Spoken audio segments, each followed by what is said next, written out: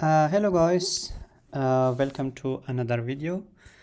So in this video I'm going to show you how to remove or uninstall Microsoft Office programs such as Outlook, Excel, Microsoft Word and PowerPoint on Mac operating system. Are you ready?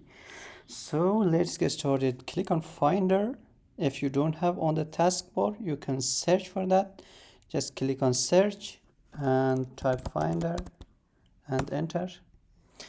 Then after that, on the left side you have an option which is applications. Okay, click on application and scroll down. Search for Office programs such as Word and Excel, PowerPoint, so on. So as you can see, this is Excel. I'm going to remove first Excel, move to trash, just and type your password. Okay, as you can see, so easy. You can remove or uninstall Microsoft programs.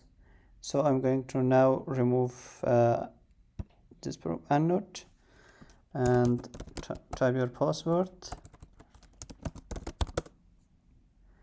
and I'm going to remove Outlook, move to trash, type your password, PowerPoint, and so on. Very easy and very simple.